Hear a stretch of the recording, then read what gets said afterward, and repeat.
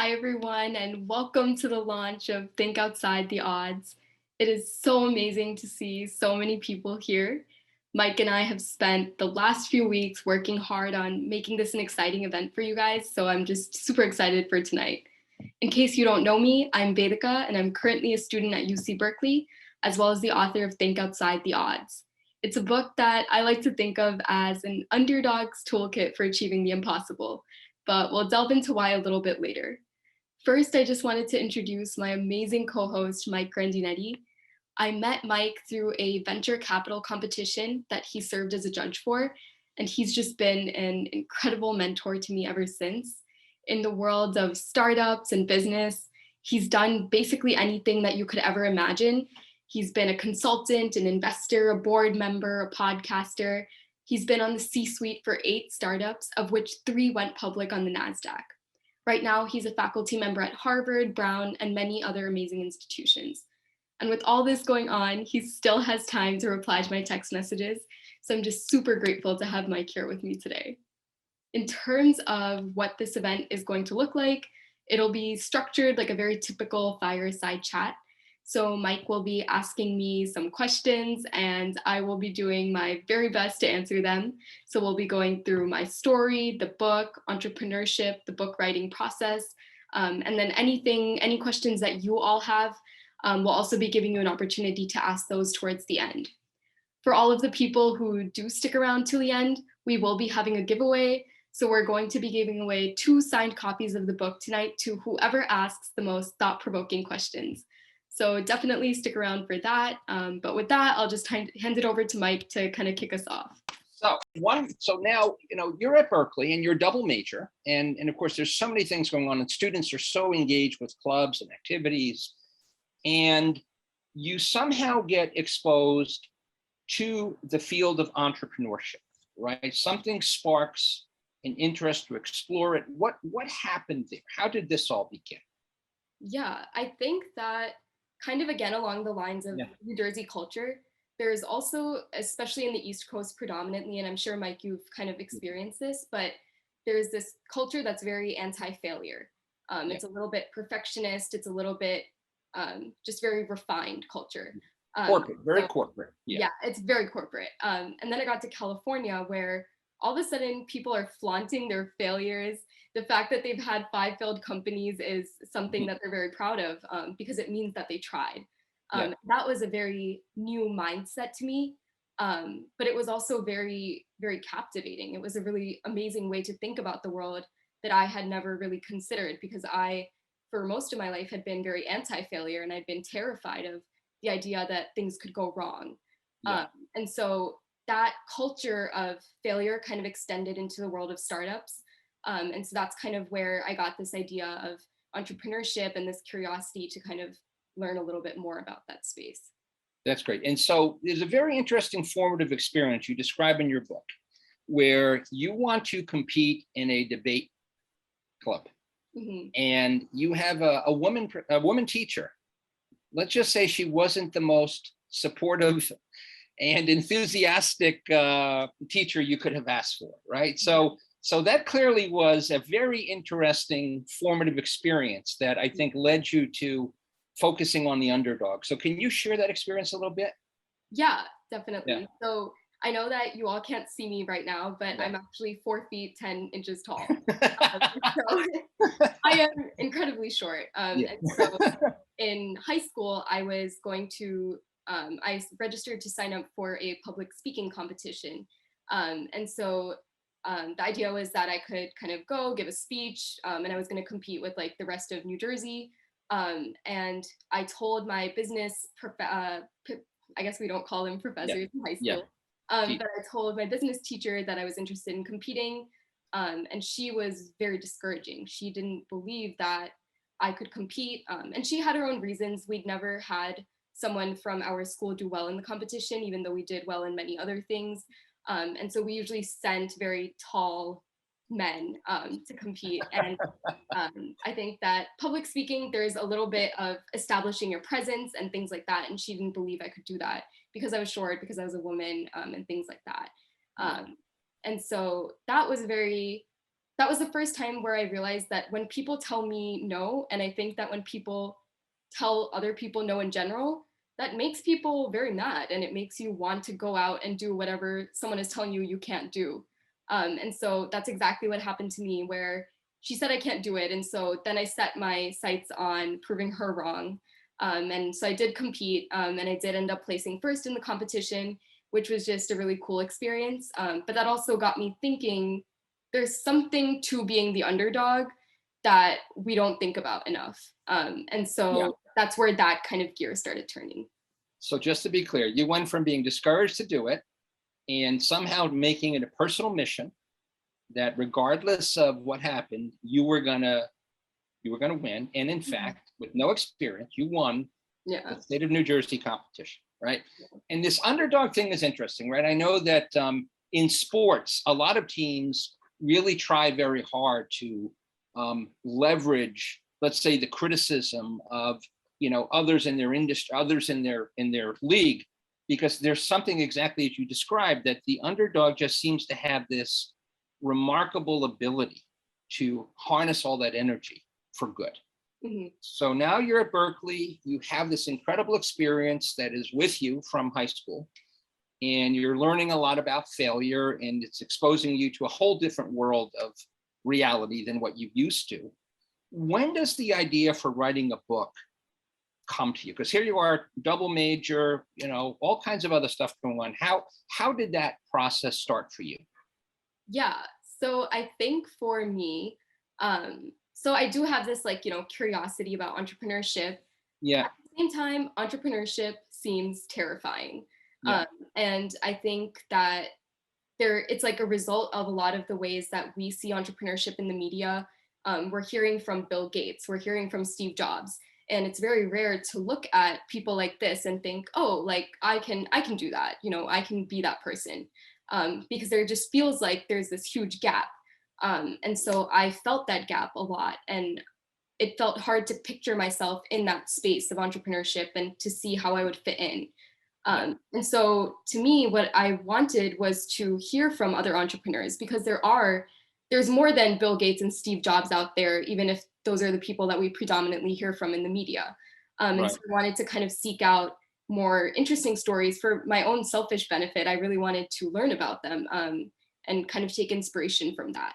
And so it's a lot more convenient to reach out to entrepreneurs when you say that you have a book. And so having that excuse kind of in my back plate was really convenient for me. And so that's where it kind of started, as this project of interviews, and this justification that I'm writing a book, so you should give me 30 minutes of your time, because I would love to hear from you.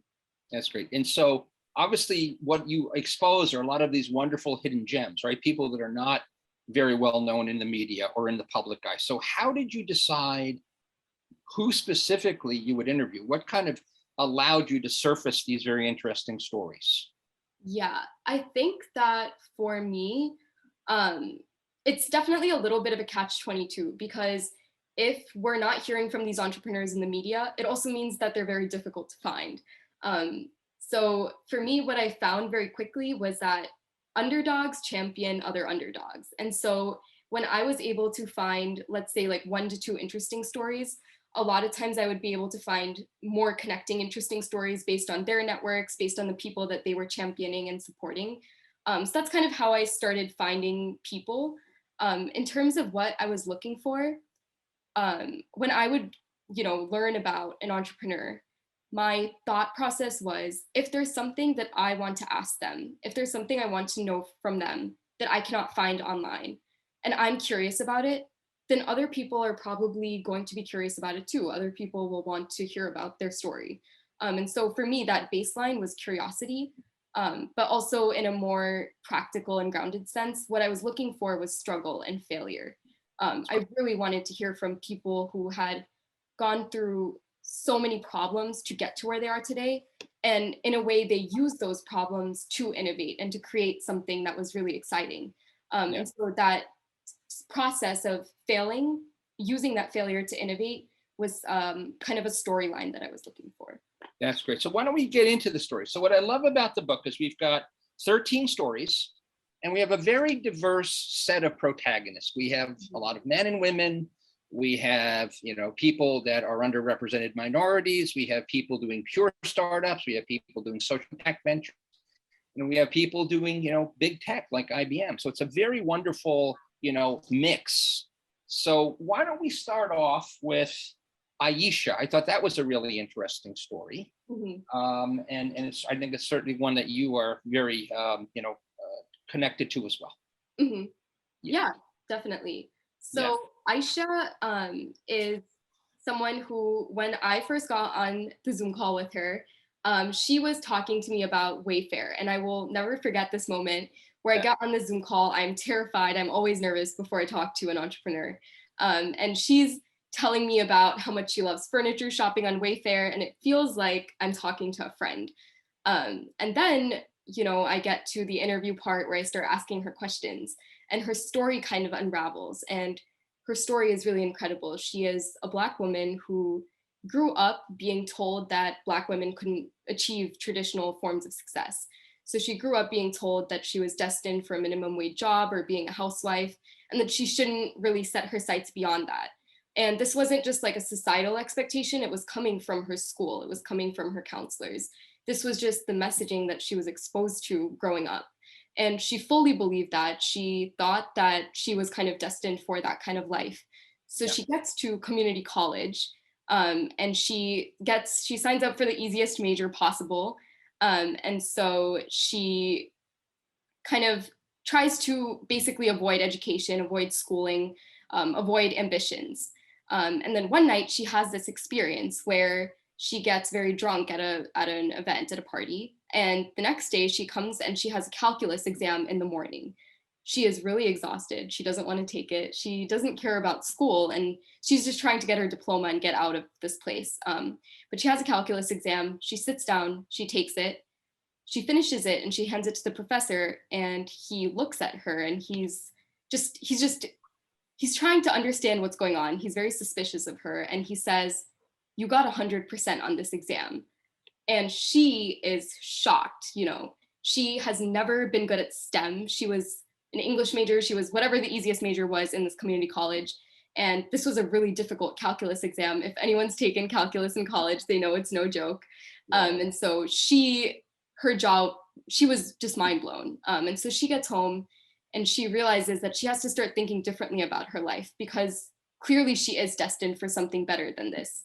And so she sets her sights on getting into the University of Michigan. She transfers, and then she becomes an engineer at NASA. And eventually she realizes that she wants to make the experience that she had more accessible to other students like her, because so many children are having this experience where, because of their identity or because of what they're being told by society, they feel discouraged from pursuing certain career paths. And so when she kind of has this realization, she starts working on a company. And the goal of her company is really just to fund this passion project of hers, which is educating Black children in STEM.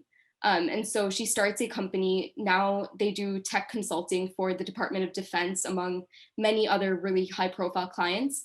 And then she funnels that money into STEM education and STEM accessibility, and just showing kids that an engineer can look like many different things. And so that was a story that really stuck with me. Yeah, and for those of you who don't know, University of Michigan is one of the top public universities and one of the top 15 universities in the United States, and one of the best engineering schools in the US. And then of course, NASA is a name that we all know. So think about a young woman who goes from being told by her high school counselor, "You'll never amount to anything," to working her way through Michigan, getting to NASA, and then transcending NASA and putting herself into a pay it forward situation to set up success for an entire new generation of underrepresented minority engineers, right? I mean, so it's such an incredible story. It really, really is, right? And talk about her community college teacher who saw something in her, who, pulled her aside. Was there anything specific about what he was able to do for her that helped her? Yeah, I think that for her, the big thing was when he told her, she got this 100% on the exam. he knew what she was like. He knew the Yeah. life that she was living, and he knew that Yeah. she didn't believe that she was destined for anything better. Yeah. And so his words to her were, I think that you need to sit down and think about what you're doing with your life. Yeah. That's great. Reconsider that. And So he was a key. Yeah. He was key. Yeah. It was tough love in many Yeah. ways, because he was telling her that she needed to rethink everything. Yeah. Yeah. But it was what she needed in that moment. Yeah, no, I can very much relate. And I hear this a lot from companies I consult to, where they hire young men and women of color who are, you know, even though they're performing well at work, their confidence level is so low that when they're offered a promotion, often they will say, no, I don't want to do that, because there's such a high level of fear of failure. And then, you know, the more enlightened companies say, how about we just tell you, we'll guarantee you keep your job, right? If in the rare event you fail, right, give it 90 days. In the rare event that you fail, you can have your old job back, right? Nobody ever goes back to their old job, right? Everybody just needs that extra boost to, you know, force themselves through that knothole. But it's very endemic, isn't it? So many messages you absorb over so many years, it's impossible not to believe it. Yeah, it's absolutely. And even with Aisha, when she first got the NASA job offer, she actually turned it down. And so it is this, a lot of the opportunities that we are able to take advantage of are kind of the results of our own self-confidence. Yes. And we don't realize how many times we're internally saying no to things without realizing that it's materializing and affecting our ambitions. Yeah, and women I know, right, lots of studies indicate that if a man is only 40% qualified for a job, he will apply. If a woman is if a woman is 80% qualified for a job, she will not apply. Because there's a belief that I'm not good enough, right? So, you know, even in the world of just gender balance, it's an issue.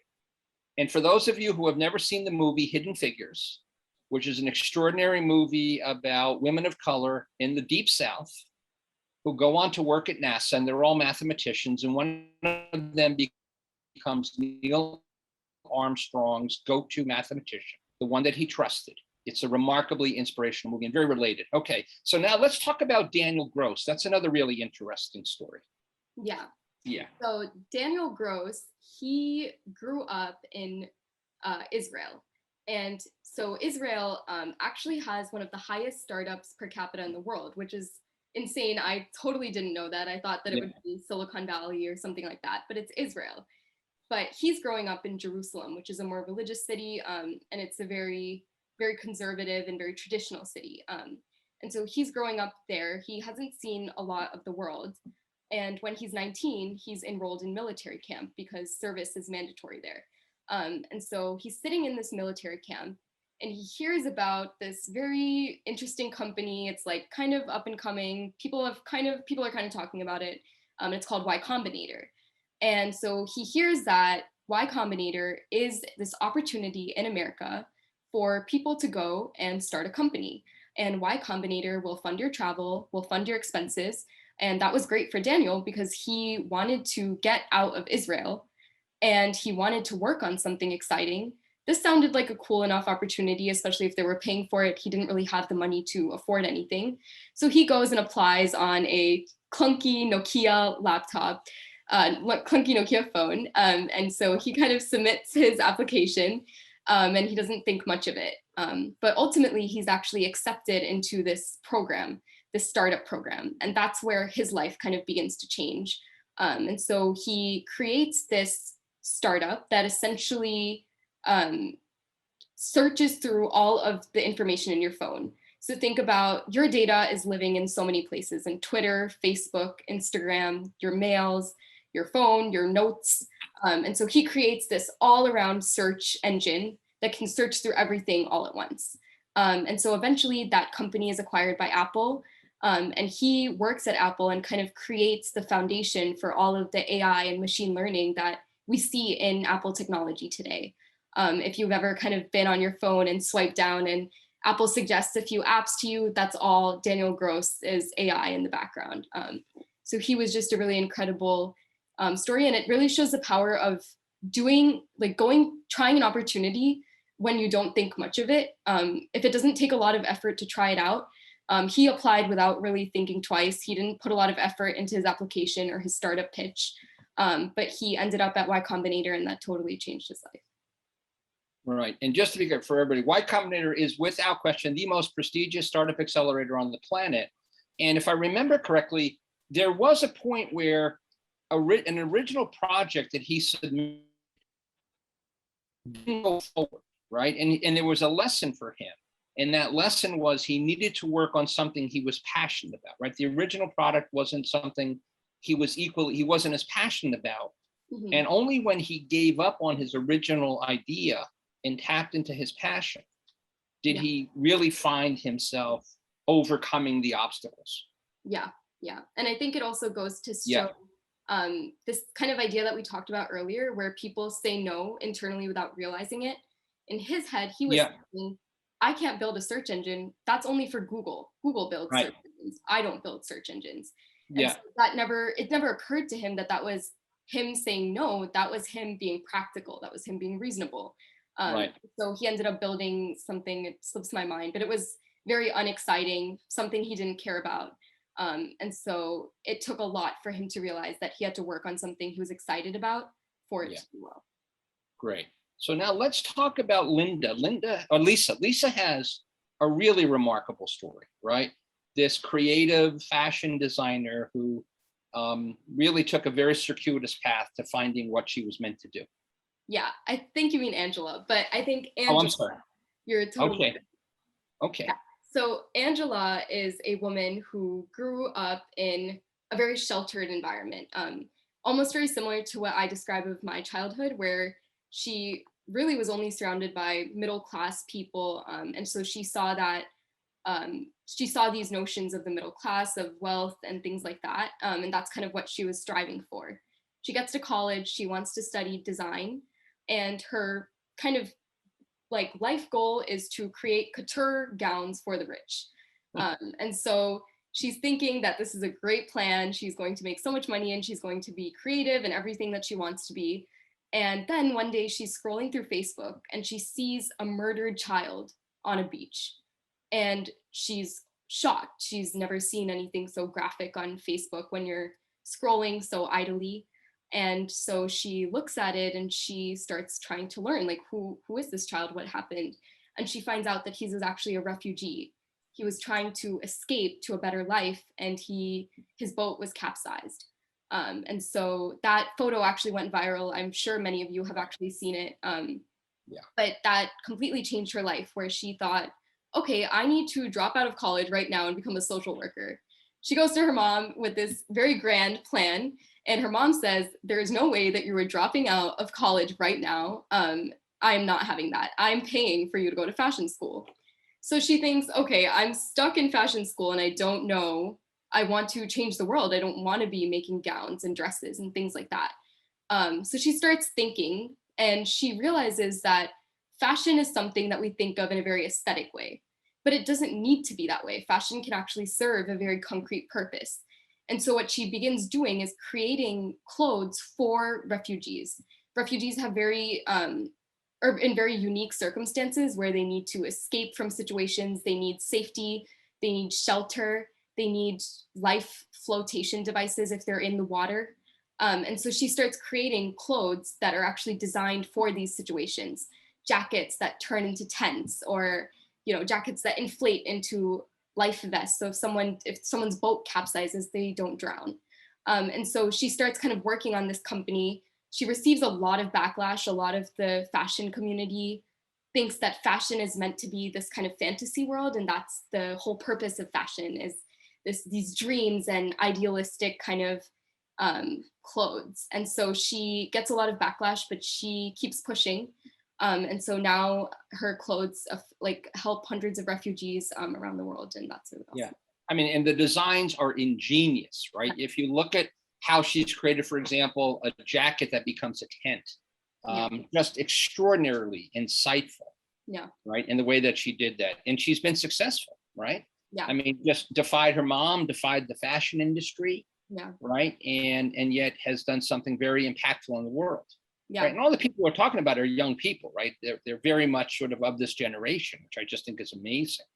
Yeah. Now, another story that I thought was quite interesting was Harper Lee, who was a uniquely I would call him just absolutely, progressive guy, right? Just such an incredible life he's lived, and so many experiences in such a short period of time.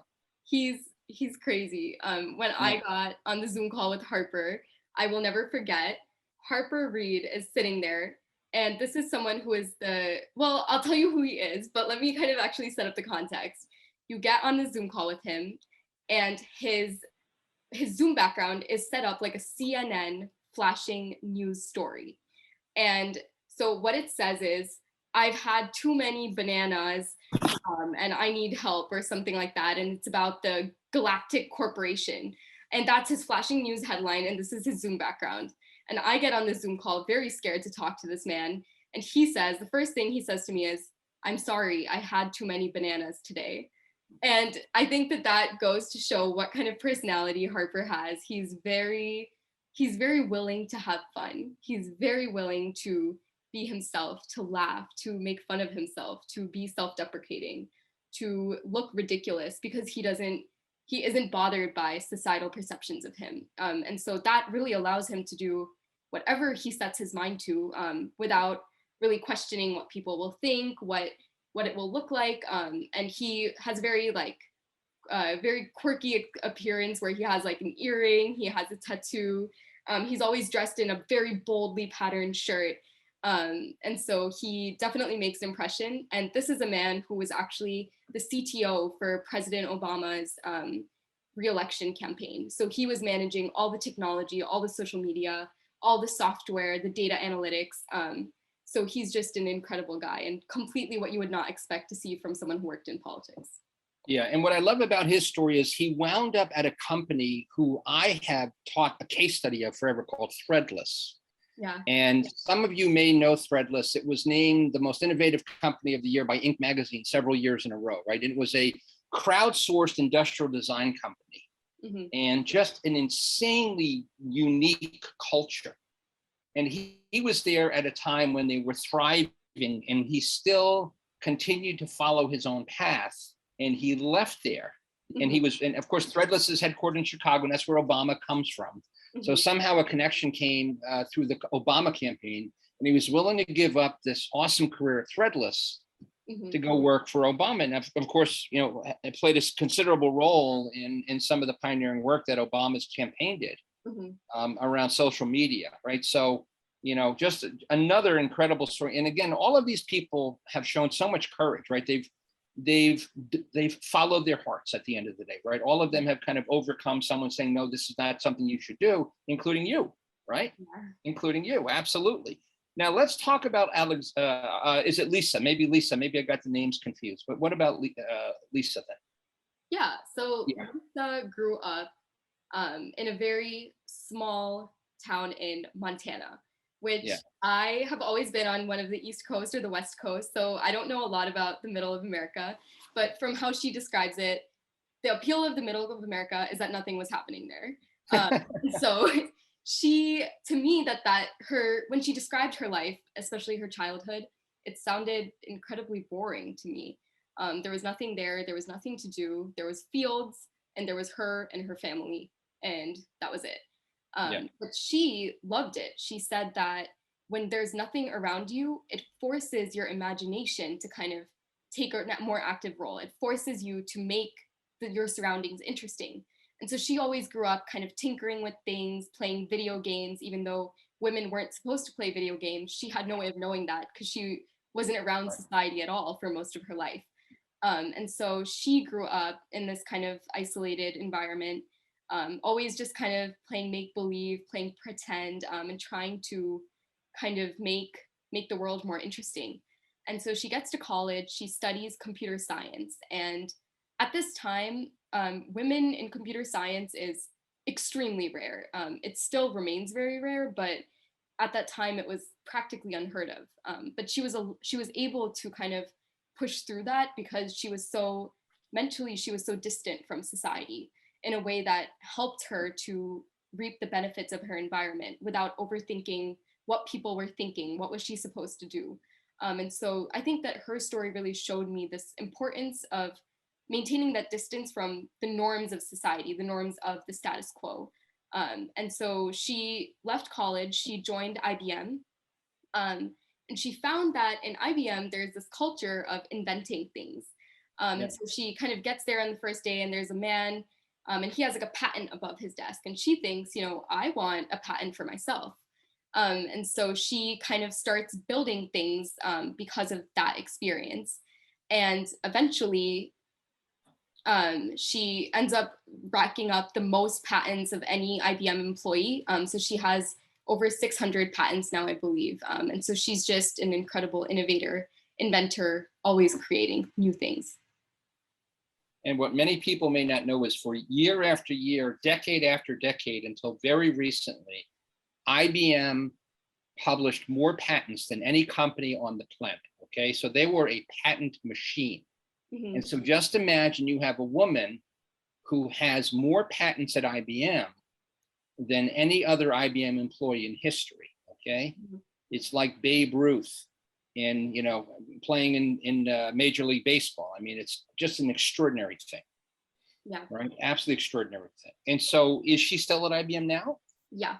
She's still at IBM and she loves it there. I think that she's able to stay at one company for so long because of this push towards creating, for building. She's always doing something new, even if she's at one company. All right. Well, listen, we've covered 5 out of the 13 stories, but we promised we would open it up for questions. And before we do, maybe just would you leave our participants just with maybe 2 or 3 key lessons that you would like to impart on them from the book before we go into Q&A? Yeah, I would love to do that. I think that in terms of lessons, the first one would be, and I think that you all might have sensed this from this talk, but I grew up being an overthinker. And so I always overthink every decision I make. I want to make a pros and cons list and really think through what I'm about to attempt and if I should be doing it. Your mom is smiling, by the way. Your mom is smiling big time. I'm sure that she's very familiar with this habit of mine. And so I think that one of the first things that I learned in kind of going out and writing a book is that is the worst thing that you could possibly want to do. Anytime you're doing a project of your own, you don't want to be an overthinker because it's already a very terrifying experience. And so the first kind of insight that I learned is that if you are ever feeling hesitant or anxious, and I encourage everyone to really think about this, anytime something comes up to you, an opportunity, an attempt or an exciting, new possibility, and you hesitate, or you think you can't do it, or you think you're just being practical by saying no, there's something that you can do that's called fear setting. And fear setting is when you sit and you ask yourself, okay, if I do this, what is the worst thing that could happen? And you have to get ridiculous with it. So I would think, I'm about to write a book. What is the worst that could happen? The worst thing that could happen is that I write the worst book ever. No one reads it. And then 20 years down the line, an employer reads it. They find it when they look up my name on the internet. They think it's horrible. They don't hire me. I go on this red list of never hire, and then no one ever hires me again, and then I become broke, and then I end up on the streets. And so that's you really took it to the extreme there. Good. Okay. So that's the exercise, and you make it, and then you sit back and you think about it. You realize that it's ridiculous, and it makes you want to go for it because you realize, hey, at least that probably won't happen. It's very unlikely that I will never get a job again because I wrote a book. And so once you go through that and you force your mind to say those things, you'll realize how ridiculous it is. And I think that it will make you a lot more inclined to go for the opportunity. Okay, so fear setting. Okay. I think that, I know we're a little bit low on time, so I'll save it for one lesson. But I think that the really important thing that I really got from the book was, if you feel like the underdog, embrace it. If you are in a situation where you feel like the underdog, first of all, that means that you're probably doing something incredibly exciting. You're doing something, you're in a space where you're worth being the underdog, where you're around so many incredible people, where you're tackling a really exciting opportunity that feels terrifying. And so that's a really cool opportunity. The second thing is that if you feel like the underdog, it probably means that there's something about you that's not fitting in with the societal norms. And in fact, the key to innovation is that. The key to innovation is to not fit in with societal norms, to think differently, to do something differently, to solve a problem in a new way. And so that's going to be your biggest asset when you're about to create something new. From all of the 13 people I talked to, they all had something off about them, something that people thought would make them a bad entrepreneur, or would make them a bad employee, or would make them a bad leader. And so for them, that was their key. That was something that made them different and that allowed them to innovate. And so just embrace that, embrace being the underdog, and a lot of things will fall into place. Awesome. All right. Well, I'm going to open it up. So if you do have questions, if you would use the raise your hand capability on Zoom, please. I think, Elisa, you are up first. Oh, I was just clapping, but I'll ask. Oh, okay. All right. Thank you. All right. You have a question since we've got the channel open? Yes, actually. So first of all, this is incredibly inspiring. As a community college student, I've always kind of seen myself as the underdog when applying for those internship positions. So I will 100% check the book out. And it really means a lot that you took the time to write something like this and to hopefully inspire a whole generation of, let's say, underdogs. So my question for you is, out of all the lessons that you've gathered, you've said that, fear setting is something that's very important, but how about what has been the most valuable lesson that you've been able to apply for yourself? Yeah, I think I will go to a new lesson just to kind of keep it interesting. I think for me, one of the things that I've always fallen trapped to is comparison. So it's like, oh, this person is doing this. Why am I not doing that? Why was I unable to get an A in this class when this person was able to get an A in this class? Does it mean that I'm intellectually inferior, whatever. And like your mind will keep going and it will go in circles. And so one of the things that I realized, and I will use an analogy here. I don't know if you've ever seen a claw machine at a carnival. I grew up loving them, but I also hated them because I was horrible at them. I would go, I would put my coins in, I would, very strategically think about how to get the claw machine to pick up the stuffed animal that I wanted. I would do some mathematical calculations in my head and it would never work. The claw machine would never pick up the stuffed animal. And there's a reason for that. The reason is that claw machines are actually programmed to only work after 25 to 30 tries. So let's say every 30 tries, some lucky person is going to go to the claw machine and they're going to get their, beautiful unicorn that they really wanted. And so I think that life works in a very similar way where we're all at different stages in our claw machine. And for different things, like maybe in math, my claw machine's on try 2 and I need to get to try 30 to get to my A. And someone else's claw machine might be at try 28 and they need to get to try 30. And so it'll be a little bit easier for them, and that's okay. I think that it doesn't reflect something about you. It's just kind of these circumstances that you've been given. And so I think that learning to accept that was something that was really powerful to me. And it definitely helped me think in a lot healthier way about my relationship with the world. Cool. I've got a Roz and then Nikesh. Hey Vedika, firstly, this was absolutely amazing. It's I started this around 7 a.m. in India. I think this is a perfect start to a morning. Oh. This is brilliant. Better than a cup double espresso, huh, Roz? Yeah. yeah, this was amazing. So my question is, because this entire, so you've told 5 stories, and I'm sure the other stories are also on a similar concept, being an underdog and taking it from there and just innovating and just, absolutely changing the world. So my question is a bit different. It's like, how do you continue to be this underdog? How do you remain unbiased by, or remain free from the shackles of society, not be so influenced? And a good example of this, I would say, is, for example, Apple, right? Use every decision they take, it looks unintuitive because this is something society doesn't think we should do. Yet they take it and then they change the industry, right? So something as small as not including a charger in their phone, right? Which people thought was absurd, but now it's been adopted by everybody in the industry. So how do you continue to remain, that underdog? How do you remain to, remain uninfluenced by society? This is something I would want to know, because I think that's the ingredient, so do you have any thoughts on that? Yeah. So first of all, I hope you get a nap after this. I'm sorry that it's 7 a.m. for you. No, he doesn't need sleep. He's 24/7, this guy. He doesn't need sleep. Trust me. Crazy. Yeah. But when you were talking, I actually remembered this story of one of the women who I spoke to. And she grew up in Pakistan with no formal education. So she never really saw what school was like. And she learned everything on her own. Then she got accepted into Purdue. Then she got accepted into Cornell. Then she got accepted into Harvard Business School. And all of a sudden, she's surrounded by a lot more privilege than she's ever really experienced in her life. And so she innovates, she creates this really incredible company, like many of the entrepreneurs in the book. But now she's in this position where she has this super successful company and she wants to innovate, she wants to keep pushing.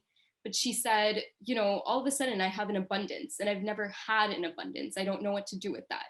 And so what she said is that a lot of times, for example, if she's about to work on a new project, when you have a lot of privilege and resources, the people around you, your managers, will try to give you everything. They will say, whatever you want, we will supply it. You want a free gym membership, we'll give you that. You want a gourmet chef, we'll give it to you. You want, $50 million for VC funding, you've got it. And so what she says is that she tries to turn that down. She tries to impose constraints on herself. Wow. And she said that constraints are key to innovation. Yeah. And even though now her life has progressed so that she has a lot more privilege, that doesn't mean that when she's innovating, when she's creating something new, that she has to be surrounded by the societal norms that she now has access to. Yeah. And so instead, she imposes constraints on herself. She forces herself to do things without the funding, without the money, without the excess of advisors and mentors kind of giving their thoughts. And that allows her to continue to be creative and to innovate and to disrupt. Wow, I love that story. And I have found over the course of my career that is so true. Entrepreneurs who have had some real successes and have put some money in the bank, there's a level of hunger that gets sated, right? Mm-hmm. And it's the entrepreneurs that bootstrap, right? That may not necessarily be sort of in the mainstream of where VCs are, that do the most remarkable things. So I love that there's this self-regulating behavior that she brings to it, which is, I've got to go back to my roots and remember what it was like at a time when it was really a struggle. And she creates that experience for herself. That's remarkable. I love that story. Yeah. Wow. Great. Nikesh? Yeah, hi, thanks. First, Vedika, excellent book. An excellent thought process that goes behind the book. Now, I am an entrepreneur, so I would want to sort of check with you because you are now a writer. Do you think that entrepreneurship is almost like love? It's like finding love. So, if you look at it, every entrepreneur has to be absolutely convinced of his passion or her passion. I will be gender neutral here. Even though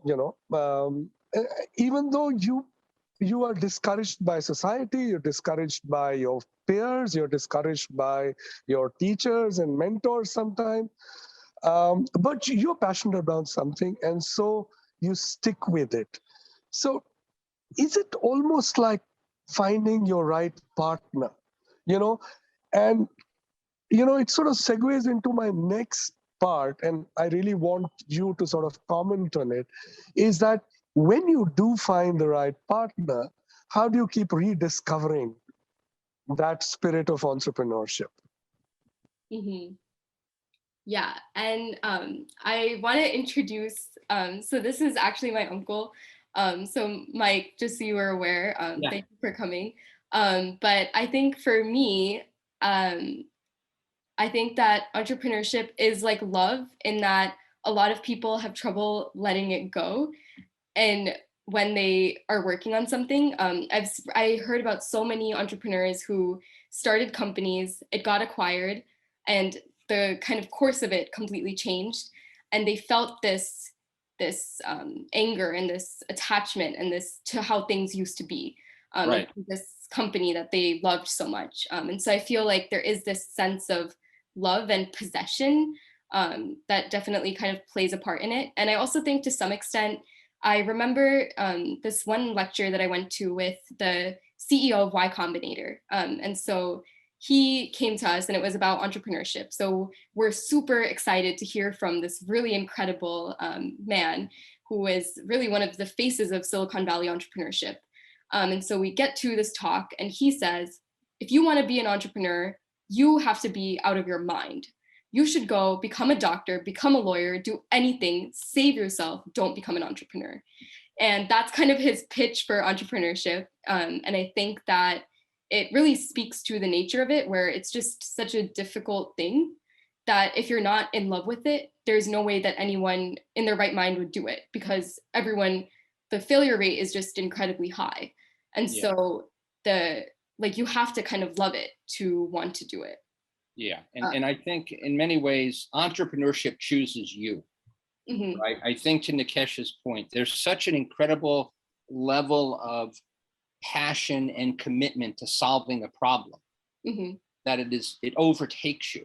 Yeah. Because if you, to the point that Vedika raised, and I don't know if you're talking about Michael Siebel specifically, who gave that advice, because what happens is if you believe that you're going to start a company and have as much wealth as Elon Musk or Jeff Bezos, there's a lot of far easier ways to make money, right? There's an emotional roller coaster that very few people really have the ability to manage. And the only thing that allows you to stay with this over the many very inevitable bumps and failures is an extraordinary commitment and an extraordinary passion. So Nikesh, I think your analogy is right on, right?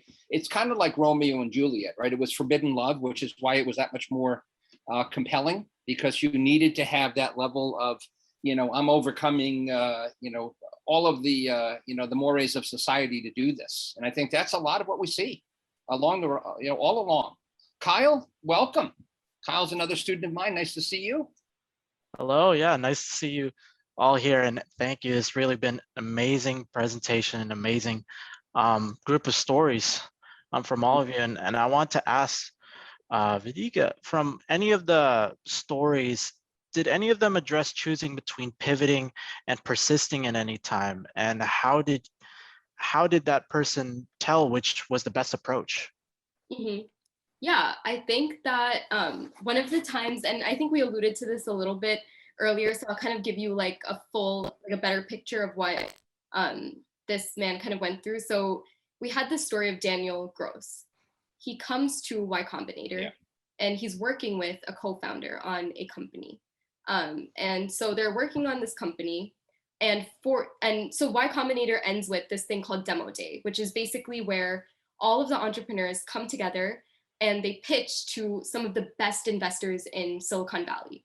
So Y Combinator is really this it leads up to this day, which is very significant in the course of the accelerator. And so 48 hours before this day, his co-founder drops out. And so he's left with nothing. He's left with kind of a whim of what their idea was. And he's thinking, okay, do I want to stick with that idea or do I want to do something new? And in the back of his mind, he knew that that idea wasn't something he was excited about, but it felt practical, it felt reasonable. He also knew that he had this problem that had been bugging him for ages, which is that our files in the digital world are everywhere, and he has no comprehensive way to search through them, to organize them, to find things. He always felt lost when he kind of approached all the information that he had digitally stored. And so he had this kind of itch, right? He had this feeling of, this just drives me nuts. And so when his co-founder dropped out, he went to Paul Graham's house, who is the founder of Y Combinator, really cool, Silicon Valley top guy. He goes to his house. Yeah. And he says, what do I do now? What next? And Paul Graham says, build something that you would want to use. What do you need right now? What is something that you would be excited if someone else was building? Build that. And so that motivated Daniel to kind of take the pivot, to go with kind of what that itch was telling him. And so that was super successful for him. But I think that for him, the kind of decision-making framework was very much based in intuition in many ways, and kind of this pull and feeling instead of rationality, practicality, whatever seemed the most reasonable. 48 hours before a pitch competition is the last time that you want to change your company idea. and pitch to top investors. So I think it's a lot about not following that rationality in a way. Yeah, and the fact that he was so excited, it fueled him, that he accomplished the impossible, right? I mean, to get ready for a demo day pitch in 48 hours when you have a 6-month period runway, and yet in 48 hours, he was able to nail it, right? It says everything about what he was meant to do, right? This is, again, it chose him.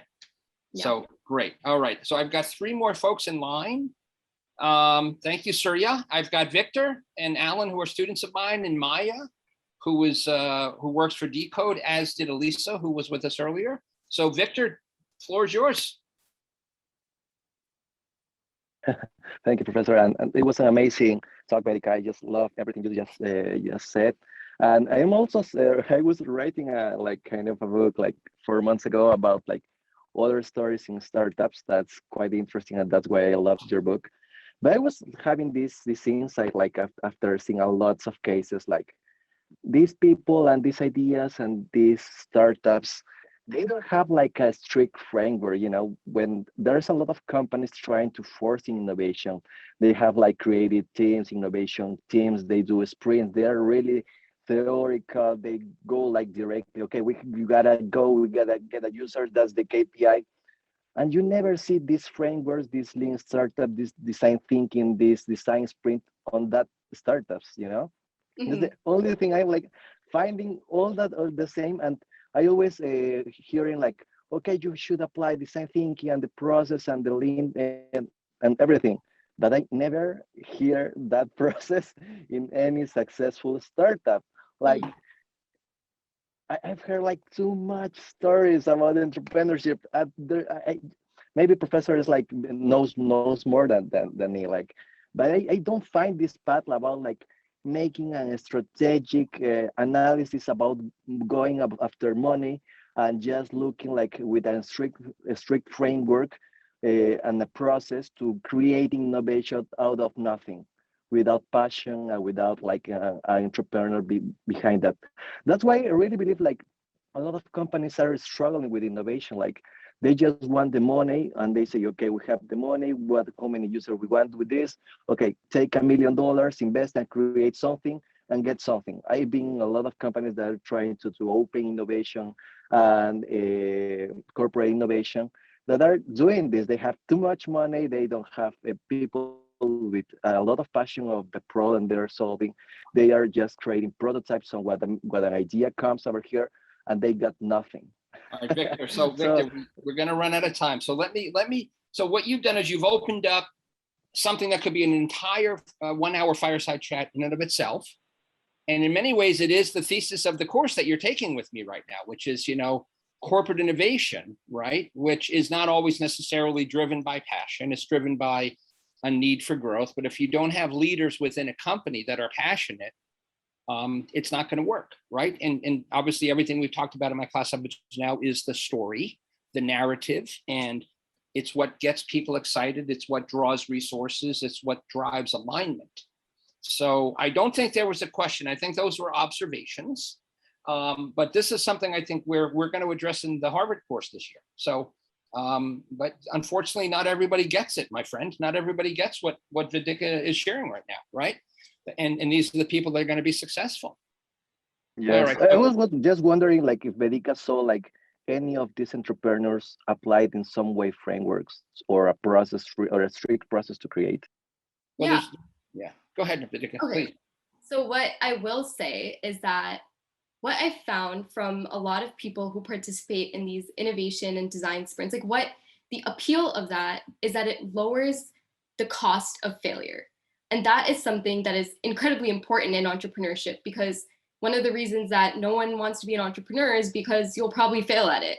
Right. So if you are in a college setting, in a school environment, in a company, and you're doing a sprint, a design sprint, an innovation competition, whatever, all of a sudden it doesn't matter if you fail. And I think that even if a lot of successful companies are not coming out of these kinds of events, what is coming out of them is a lot of people who now feel a lot more comfortable with the idea that they're going to make mistakes and they're going to fail because they started in an environment where it was safe. And so there is one entrepreneur who I spoke to in the book, and he had 5 startup failures in the context of classes and school and innovation hackathons and things like that. So throughout grad school, he did a lot of those. He started 5 companies, they all failed. And his last one was a product of one of the classes that he took. And that one took off, was acquired by LinkedIn, just a really cool company. And so I think that there is some value to it, even if we don't see it immediately. That's great. All right, thank you. And Alan, Thank we've you, got thank Alan, you. Maya, Thank you very and much. Lawrence, and I think Lawrence will get the last question, okay? Just to thank be you fair very to everybody. Yeah, thank you very much, Professor Mike, for offering such a great opportunity. And thank you, Vedika. These are all inspiring stories and also gave me a lot of hope as an underdog. So fantastic. So I have a quick question because, you know, on the business side of like a founder, and I'm struggling with, you know, should I move a little bit toward technical side of the founder? Because oftentimes we have a business idea, but the thing should be executed on the technology side, like a coding, programming, especially want to do education technology startup. So I hope you can give me some advice. Yeah, but do you want to start? I'm happy to add, but let me let you start, okay? Okay, I definitely think Mike might have more credible opinion here, though. All right, so Alan, and I know Alan is very passionate about ed tech and the project he's going to work on and the courses all around ed tech. Alan, listen, if you're building a software company, right, you cannot know enough about software development, right? Now, I'm not saying that you have to turn yourself into a coder, okay? That is a skill that some of us are very good at and some of us are not so suited for, right? But that being said, there would be nothing that would be anything but a positive for you to take, you know, some coding courses so that you have a better understanding of architecture and system design, and you can have more thoughtful discussions with the coders that you hire and that you lead over time. Okay, I mean, and let's be honest, the founders that have always been the most successful in the tech industry have had this unique multi-dimensional background where they've been both very, very good leaders and visionaries, but also very strong technically. So I think that it would be to your advantage to do that for sure. Okay. Fantastic. Thank you very much. You're welcome. Mike, just pause for a second. I know we're losing some people, so I was thinking maybe we can do the giveaway winners really quick. So if someone wants to hop off, they're able to. Just be mindful of people's time, and then if you do have a question, you can kind of stay on. All right. Okay. So I'm going to recommend. So here's what I love the question from Kyle about how do you maintain the underdog mindset even after you've been successful. I think that was very provocative. I loved Raz's question because, you know, I'm sorry, Raz's question was that, and then the pivot or persevere from Kyle. Now, Raz is in India. Is it easy to get him a physical signed book, or is there another way to? I think that if you select Raz, I will find a way to get that book to him. Yeah. All right. So I loved his question about how do you maintain the underdog mindset. And I did like Kyle's question about, you know, how do you really navigate that incredibly difficult decision between persevering or pivoting? Mm-hmm. Okay. Do you want to do 3 winners today? Yeah. If we do, then I thought that Nikesh's question about is entrepreneurship a lot like love, I thought was a very interesting question. Okay. Let's do that. Just like as a quick logistical thing. Yeah. So if Mike said your name, please just kind of private message me your address so I can get you the books. And I will try to get it to you as soon as possible. I do want to say just as a call to action for anyone else who's kind of here today, the book is 99 cents right now on Amazon as an ebook. So super cheap to just kind of test it out for less than $1. It would be amazing if you could check it out. And then also Mike is super active on LinkedIn and Twitter. He's always posting incredible content about innovation, diversity, entrepreneurship. So if you enjoyed hearing from him, definitely give him a follow. So I'm going to paste some links in the chat before we kind of continue with the giveaway. That'd be the best 99 cents they've ever spent in their lives. My God, that's crazy. These are about value. All right. I feel bad for both Maya and Lawrence because they're going to have great questions. I know, by the way, everyone's asked really great questions. And again, I'm on behalf of Vedika, just such a pleasure to see such deep engagement, right? And really, we both very much appreciate the fact that you're still with us and that you're so much leaning into this discussion. So Maya, hello, how are you? Hi, I'm good. Hi, thank you so much for hosting and organizing this session. I learned a lot, and thanks for staying over time too. I'll make it really quick. So what's the main key insight that you gained after talking to so many exceptional entrepreneurs and writing and publishing the whole book, and that changed your perspective or outlook in life?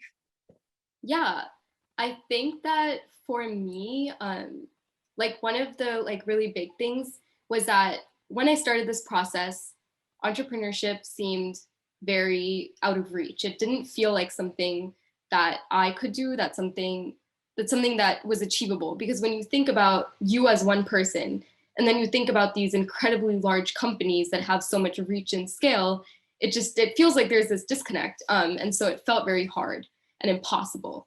And one of the things that I gained from just talking to so many of these people is that, first of all, they are so ordinary in the best ways possible, where they will talk to you about Wayfair, they will talk to you about just their parents, their family, anything, everything, very everyday things. And that, I think, made it feel a lot more in reach for me. It felt like this is not someone who has, they have changed maybe millions of people's lives, but this is also someone who is just very smart, creative, a problem solver, driven, which are things that I think a lot more people have than they believe. And so I think that was the big thing that I got from that. That's great. So it opened up a door to you that wasn't there before. Yeah. That's great. Cool. Lawrence, welcome, sir. Good. So good to have you. And thank you for being so patient in the queue. You are not muted, but your microphone is not activated. Oh yeah, thank you so much. It's such a challenge. It's such a to hear such a story that is challenging. Vedika, I'm absolutely inspired. I'll tell you what I'm inspired by, and then I'll ask my question. I'm inspired by your boldness.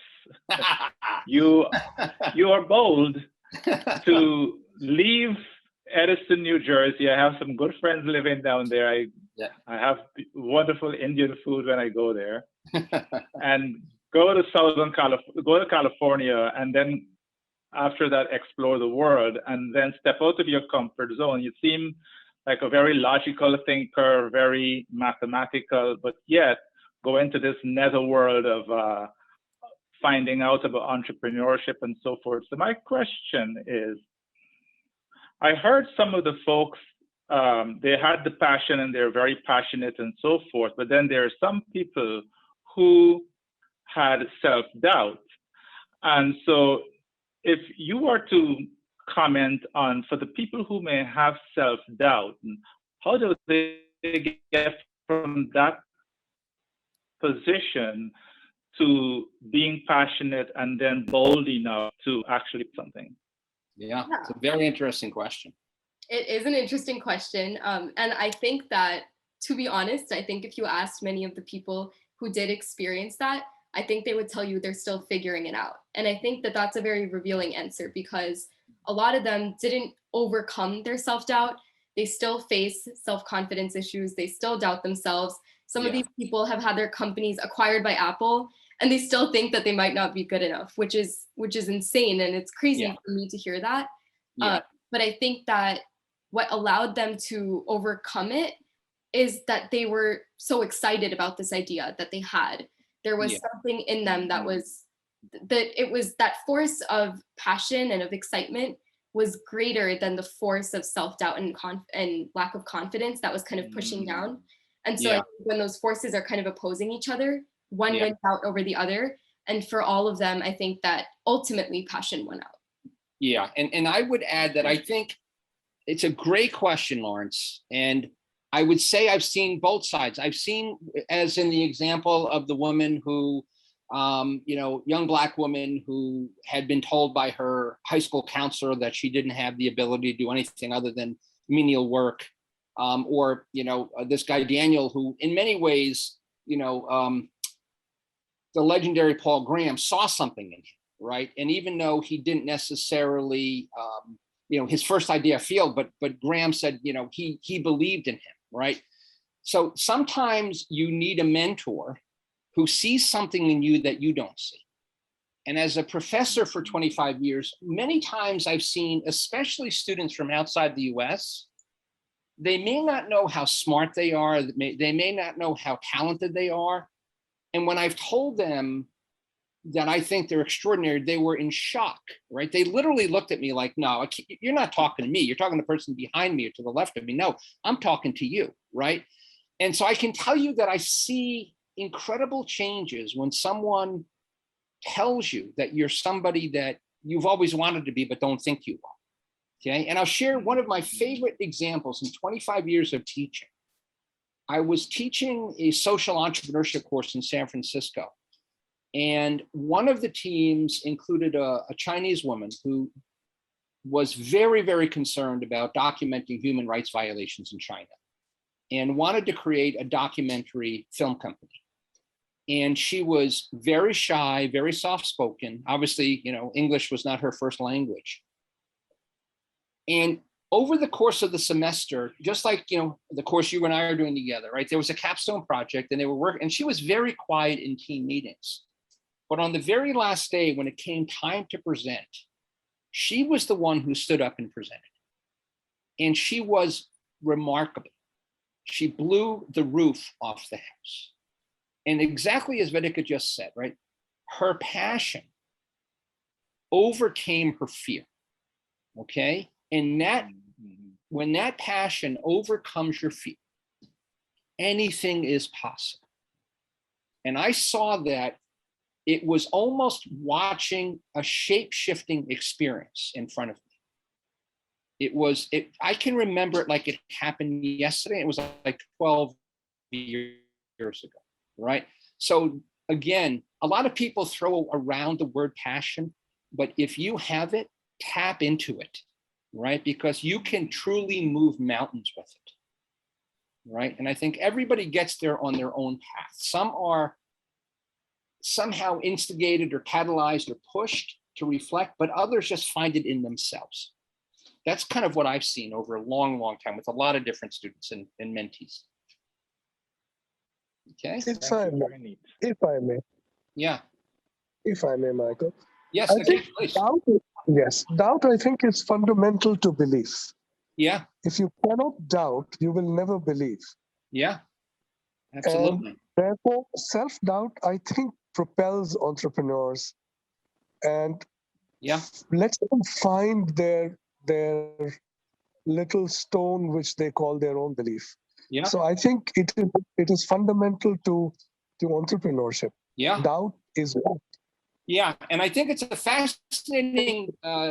fascinating paradox, right? Because everybody thinks of entrepreneurs as having supreme self-confidence and swagger, but the best entrepreneurs are extremely humble.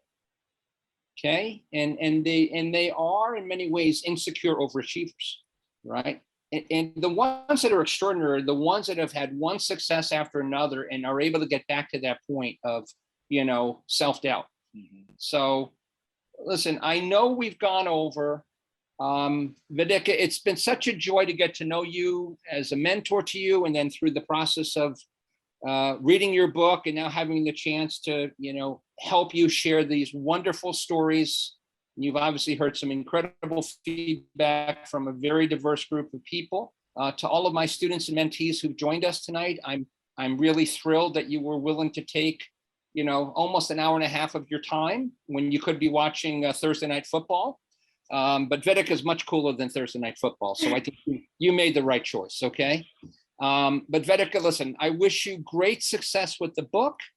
And I do hope that many of you were inspired enough to find $1 and put it in the jukebox and buy your own copy. Because I will tell you, right, I'm the kind of guy that at any given time, I have 5 or 10 books on my nightstand. I found Vedika's book to be remarkably informative and inspirational. We just scratched the surface tonight, right? There's a lot of lessons that are embedded in each chapter that go far beyond the stories of each individual protagonist. So I would hope most of you would find your way to getting a copy for yourselves and sharing it with some of your friends and colleagues.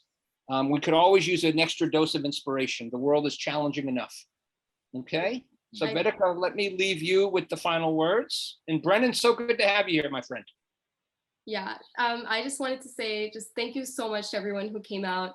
I did not imagine that this would last so long and that so many of you would be willing to stick around and listen to us. So that means so much to me. A lot of my family members are here and friends. So thank you so much for coming out and for supporting.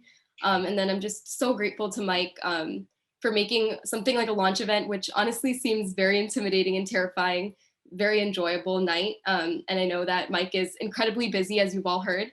So thank you for being generous with your time and for being here and for supporting the book, for reading it. Yeah, and also I read it, yes.